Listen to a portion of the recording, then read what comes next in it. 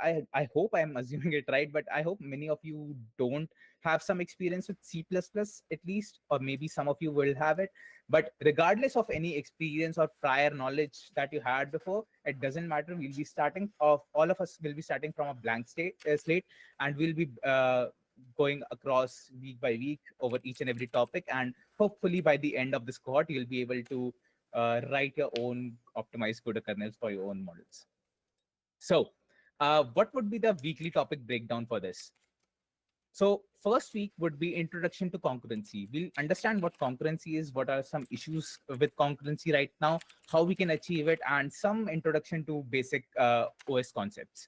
Second week, we'll be diving more into concurrent programming, like more hands-on parallel programming on CPU and some introduction to CPU scheduling algorithms. In the third week, we'll finally get our hands dirty with CUDA programming. We'll understand how a CUDA program is, like what a basic CUDA program looks like. What is the architecture behind GPU? How exactly GPU helps with speeding up of deep learning training or the models.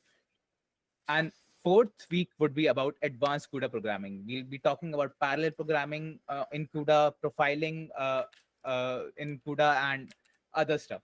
So in fifth week, we'll be learning more about how we can write our own kernels in PyTorch, how some kernels in PyTorch look like, some examples, and some code walkthroughs of popular CUDA kernels. And lastly, we'll have a guest speaker session. It's kind of a secret right now, but if everything goes right, you probably would like to attend this one more than anything. So, yep, eyes on this. But yeah, it's a fair question to ask. I think why would one need to learn CUDA? Like, what's so special about CUDA? So CUDA allows developer to program the resource management or access in a GPU. So one very big benefit of this would be that PyTorch provides you with some native functionality, or some libraries provide you with some native kernels that they use. But if you want to expand your domain, or probably improve on something and build your own novel algorithms, CUDA would make you a bit more flexible on that. And second would be defining custom kernels. So usually, you have some inbuilt functionalities, as I said. But if you want to improve a model's performance by specifying or optimizing some specific operations, CUDA would help you with that. So one example would be Colbert. So Colbert V2 was, I think, pretty much written completely in PyTorch natively. But with Plaid, you have some kernels that were written specifically for Colbert to improve its performance. And I think the speed up was more than 2. I don't remember the exact speed up, but yeah, it was more than 2. So this is why you need learning CUDA could be helpful. And as I can see, more and more jobs these days require CUDA, even as an optional requirement right now. But yeah, many would see CUDA as a big plus. So that's something. But what exactly is the cohort structure for this? So a normal week in this cohort would look like this. So when you start, when the week starts, that is on Monday, we'll provide you with some resources that you can learn these topics. Now, everyone's way of learning is pretty different. Like some people would prefer articles, some people would like short blogs, some people would prefer long blogs, some people would prefer videos. So the reads that we provide you are a mix of all those. And you can either go through all of them, you can go through one of them, but yeah, pre-reads would be the resources that we think would best help you understanding that topic completely. Now, that's only one of the things that we'll be providing you with for this code. Another thing is community. So we have a private channel on Discord where you can share your resources if you find any. So if you find some, if you're reading on your own, and if you find some good resources around the topic, you can feel free to share them on the channel. We'll be doing the same as well. And ultimately, in cohort, a big part is community. It's a community driven experience. Learning is a personal journey, but it's ultimately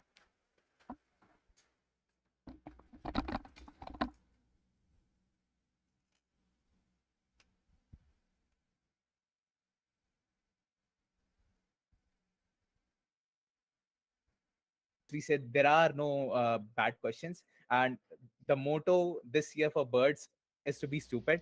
So yeah, feel free to ask anything if you are stuck in like, doesn't matter how big the problem is or how small it is, feel free to ask it in the Discord channel. Third would be notes. Like if you write a blog and probably want it reviewed, or if you just want to share it, feel free to do that on the channel as well. It's for you to share the notes and have a discussion of your own. So that's the third thing. Fourth would be sessions. So each week, that is on this same time now, we'll be having sessions. And in these sessions, we'll be teaching you the topic that we are covering for this week. So for the next week, we'll be doing introduction to concurrency. So we'll start on Monday by providing you Monday, which is I think 5th, 6th, 8th April. Uh, we'll be providing you with some pre-reads for the corresponding topics, and each topic is broken down into subtopics. So it's pretty easy to navigate for you too. So we'll be starting with pre-reads. You can go through them. Community can provide their resources. You can write a blog for improving your understanding and writing notes on them and sharing it with us. And on next Thursday, we'll be having a session explaining that topic to you. So yeah, resources wise, those are some things that we'll be providing you. As for what you will be providing to us, or vice versa, would be course deliverables. So first would be assignments. We'll be providing you with some assignments, and most of these assignments would be on collab, so it would be easy for you to do as well. So most of these assignments are not for grading purposes. Like, we won't be seeing them and grading you over a mark or something. It's completely for you to help you develop a good understanding around the topic. Like, you can ask chat gpt, ask Google, even copy the code if you want, like discuss it in the community channel as well. There are no restrictions when it comes to assignment. We are not uh, having a competition. We are having a collaborative environment where everyone can share their ideas and grow together. So yep, uh, those are one things. But assignments are like, they take a lot of effort to do. We won't deny that. So we'll be giving you the credit you deserve. So while we don't believe in grading as such, we believe that one should be credited for the hard work they put in. So we'll be providing you with a certification by Birds of C and C4AI, crediting you for the work that you have done. But what is the criteria for the certification? So this would be essentially a 5 week cohort, with the 6 week 5 week cohort, with the 6 week being the guest session. So you'll have 5 assignments, and out of those 5 assignments, you need to do 3 assignments, and it's not going to be that daunting, trust me. So completion wise, you should attempt all the questions. Like, even if it's just you trying to copy paste from chat gpt, do that. But I would heavily suggest that if you're copying it from chat gpt, try to understand it, and then probably make a note on in the collab itself, and just write about what you understood from the answer. If you didn't understand something, feel free to ask it in the channel. Feel free to ask ChatGPT to clarify it again, maybe. So yep, you have an open access. So this, you could think of this like an open book assignment or something, if that makes it easy. So yep. And attendance wise, we don't exactly have an attendance criteria for this mini cohort. We might have them in the future cohorts, but yep, for this cohort, there is no attendance criteria for the sessions. So, yeah, that was regarding the structure of cohorts. If anyone has any question regarding that, do let me know. You can unmute yourself or probably write it in the chat. So just to confirm, no local GPU, like my laptop is not that, like with high GPU or anything. So that's okay, right? Since you said we'll be using Collab. Yep, absolutely. Like that's one of the core concerns that we have when we started. So we decided everything that we have should be easily executable on Collab.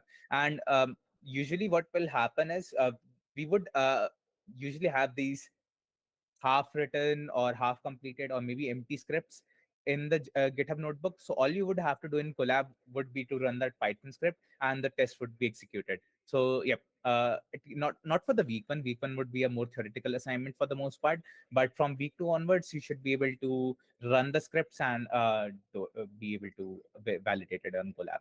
So we hopefully you won't have much of a bad experience with that. Okay. Thank you. Uh, Lucia asked, "Who do we send assignments to?" So uh, once we provide you with the assignment, we also provide you with a form link. So that's the form where you'll have to paste or share your collab link, or your GitHub link if you have any onto that.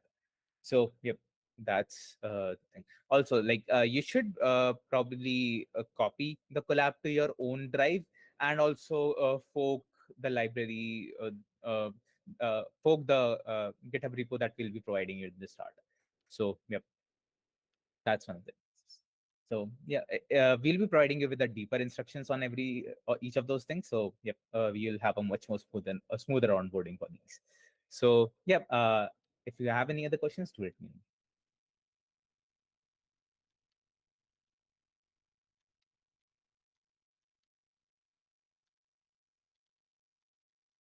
Great. So, how do you get the best out of this? And as someone who has been a part of lots of cohort, I think one of the biggest things that I see is people are very enthusiastic in first few weeks, but after that they start losing that same interest. I've never specifically been able to pinpoint why that happens.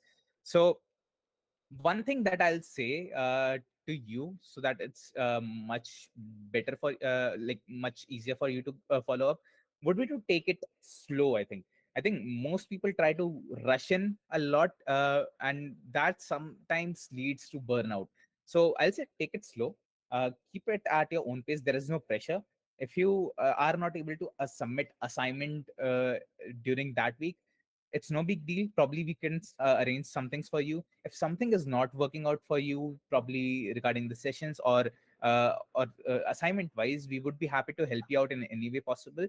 This is a journey. Like it's learning is supposed to be fun, so don't feel uh, pushed or pressured in any manner.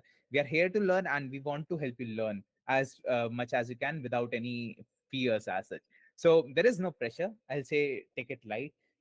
It's and it should be good, I'll say. And ultimately, like the incentive is for you. You are here to learn this concept that would help you enhance your skill set.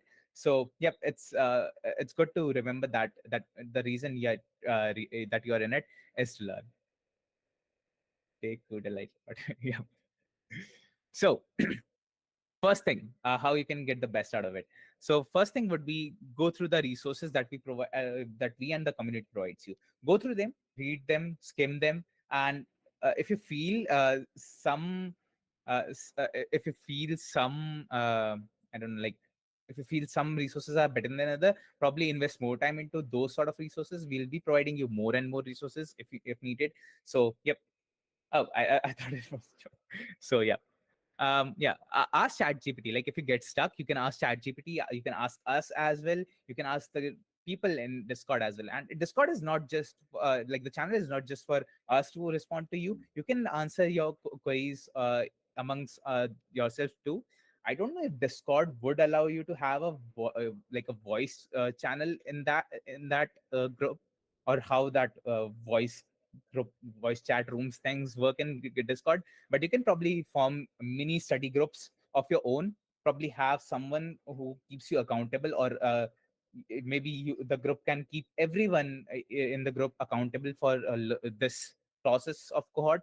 So you can form mini study groups, meet every 2 days, 1 day, or daily maybe, and go through these resources or discuss what you learn. It's completely up to you. Like the learning is completely up to you how you want to leverage these resources. It's all up to you. We'll be just providing you with the head start on how you can get started, and yeah, then it's up to you, and we'll be there to assist you, of course.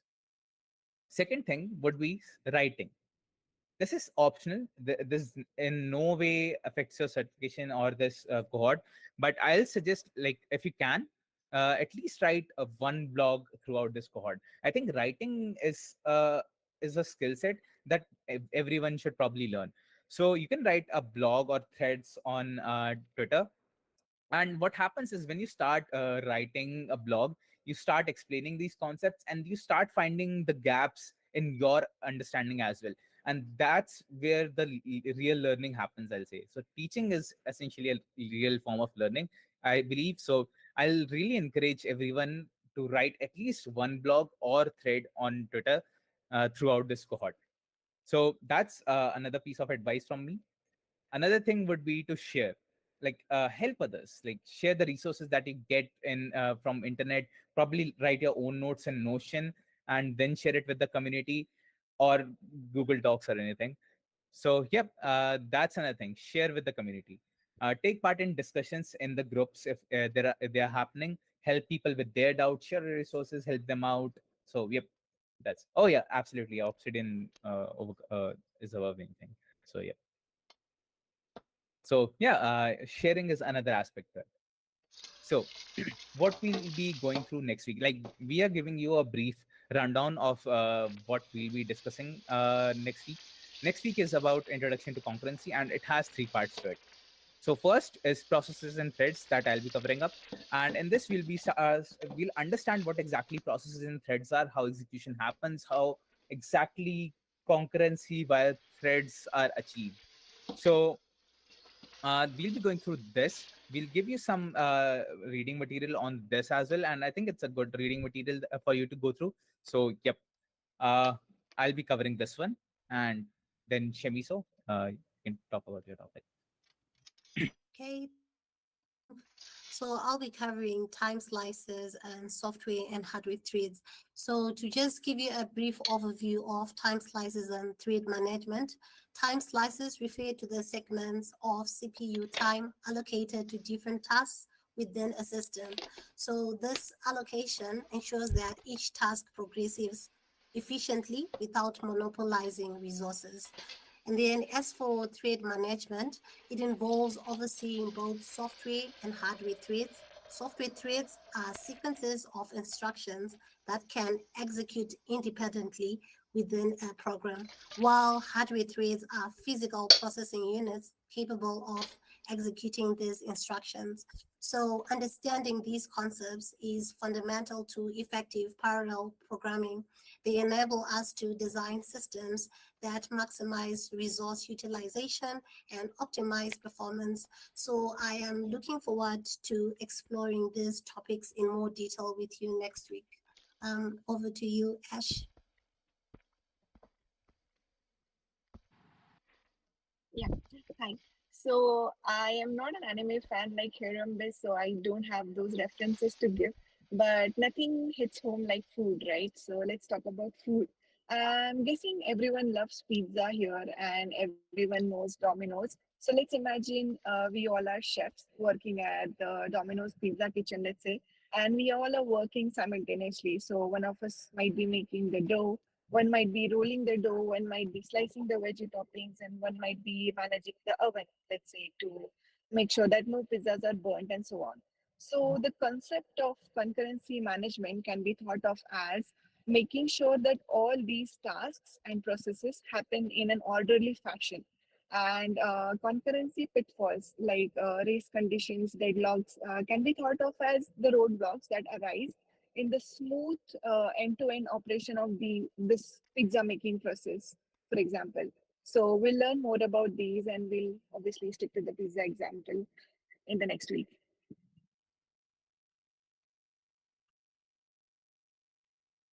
Yeah, that's all.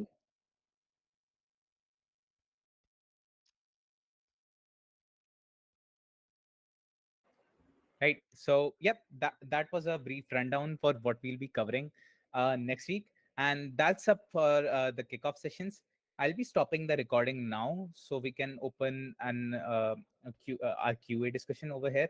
All the question answers on the sessions would not be recorded, so feel free to ask anything now and in the future as well. So, yep. Thanks again for joining in who are watching this. So, yep. Oh, nice photo. I haven't heard of photo. I'll look into it.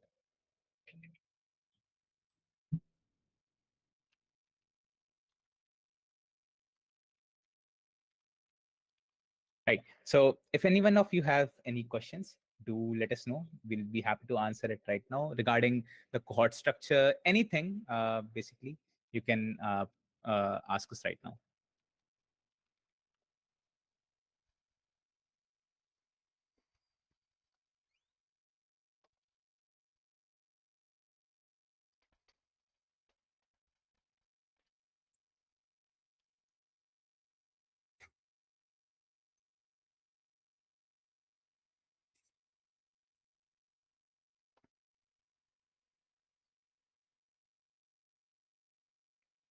Yep. Most of these stuff would be in writing. Everything you would be getting through that channel that you were added. I don't think anyone in this call is. I don't think anyone in this call is missing from that group, right? Right. The Birds Cuda Foundation group that we have. So there was this message from Britannia at the beginning of the chat of the session, which is that well, some people still hadn't joined the like they didn't apply to the forum, Mhm. so they didn't join the channel. Got it. Okay. Uh, yeah, by Monday, I think everyone should be joined in that channel. So everything would be in that channel. That's our primary mode of communication. Uh, Even the session calls would be delivered to that group, not the Birds group for a while. So yep, we like the guest session we'll probably share in Birds as well, but rest of the session calls would be strictly restricted to that group. So yeah, that's the go-to forum for us right now. And any questions that you have, you can ask it over there. we you, I don't really like to restrict people, but it's good if you can ask it over there and not Birds channel, just to keep everything in one place. So yep, that's one thing.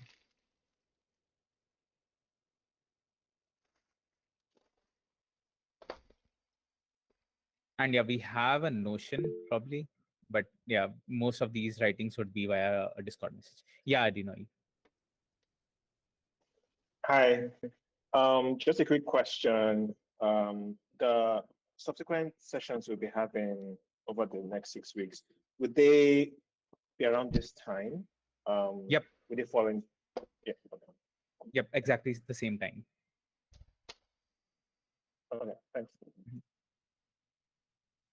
Yep, the Google form will be open till Sunday. So on Monday, we'll be closing the Google form, and that would be the end of registrations. So if anyone wants to join by then, probably they can do it by then. So yep. Okay. Yep. Like the main reason we thought cohorts would work is that I think throughout the year, what we have seen is that people join the sessions, but there is nothing moving forward in the sense that nothing is connected. Like you have a session and that topic ends there. But I think when it comes to bigger topics or much more elaborate topics like these, it's necessary to cover it in a weekly fashion. And the thing that hinders us with this is that there is nothing that keeps this cohesive among weeks. So once the first week happens, there is no guarantee that you will be following up next week. So having something more concrete in structure should be able to help you out. And as someone who has been doing cohorts for a while, attending them, organizing them, I think cohorts is probably the most underrated experience right now. And I think cohort's strength lies in the community itself. The people you meet here, the people you talk here, are the biggest asset that you'll be having. So I'll strongly encourage everyone to talk amongst themselves. So you can, if not DM, you can probably just hop on a video call, not a video call, like a voice chat or a feature on Discord, and start a study group or something. And yeah, network basically. Can we refer to the previous cohorts for reference? We never had a cohort before, so this is the first cohort that we'll be having. Yep, we had sprints. So it would be great if we could have a project at the end of the cohort to solidify the whole learning. Can we have that? Good question. We do have something like that. It's called a captions project. It's not compulsory. It's more like a list. So what we'll be having is we'll be throwing some ideas in an Excel sheet, and we'll be passing that Excel sheet to you. You can jot down your ideas for the project in that Excel sheet and start working on any one of them. So idea is community will fill up this big, the small Excel sheet into a big one, and it would be having these ideas that you can pursue, and you can start working on it from, I think, the fourth week or the fifth week. And I think right now the time is not set in stone for that, but the idea is you should be able to continue this project after the cohort ends as well, not just this cohort. So yep, that's the idea behind these capstone projects. Form, sorry, just a small detail. The form requires a Google account sign in. Personally, I use Proton Mail. Would there be a alternative? Yep, I think Marco, you can probably get in touch with Britannia. She can add you into the group directly.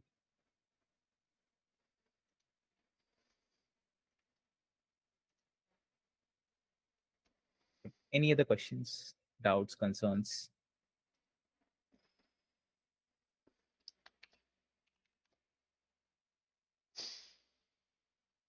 All right. So, yep, thanks again, everyone, for joining this session. I'm very excited to just get started with this cohort. We'll be pushing our first rounds of pre-reads on Monday, and I hope to see what everyone makes in the end. I am excited to see your assignments and learning from you all. By the way, I'll make a small promise. I think I'll probably try to write blogs for each topic every week. Hopefully, I hope I'm able to do it, but yeah, I'll keep sharing whatever I write. So yeah, this is one of my resolutions for this cohort, and hopefully I'm able to abide by it. So yep. Yep. Again, thanks a lot for joining, and hope to see you next week. Akansha. Yeah, awesome. See you everybody on next Friday, 10 a.m. Pacific time. Bye. Bye. See you Bye all. bye. Bye. Right. Bye bye. Thank you. And Marco, again, you can contact Britannia. She has sent her Discord handle in the chat. So yep. See you in the group. Bye bye.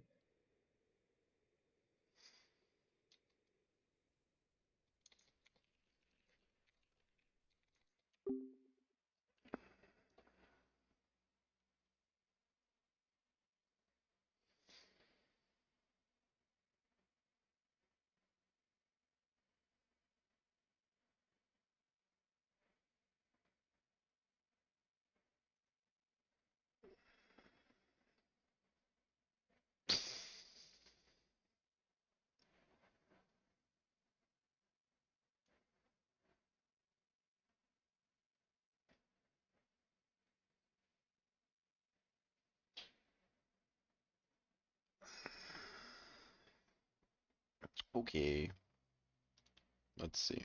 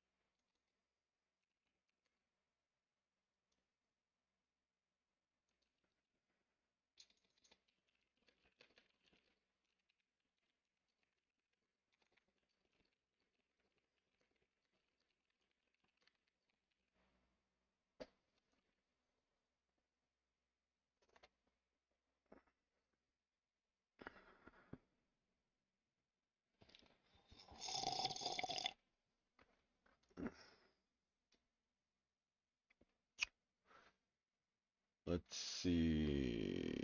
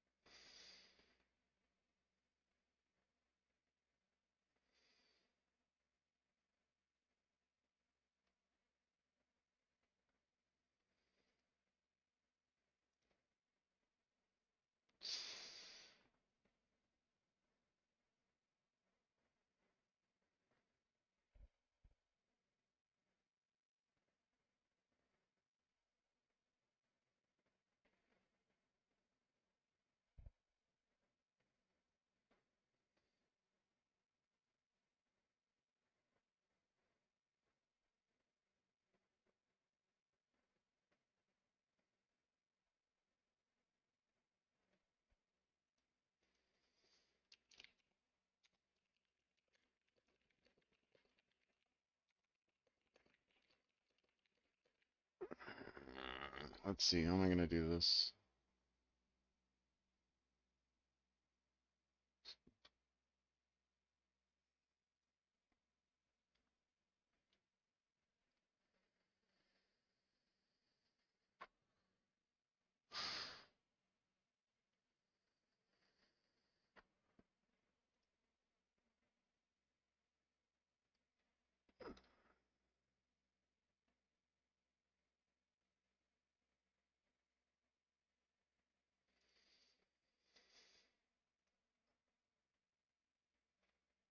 Op execution context.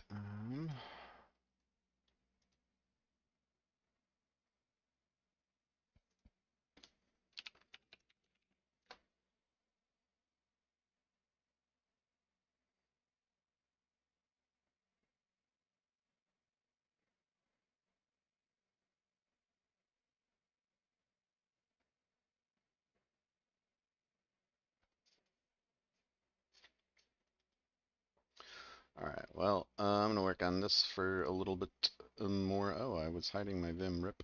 Um, let's see. Yeah, maybe we'll start it back up later if there's anything cool going on.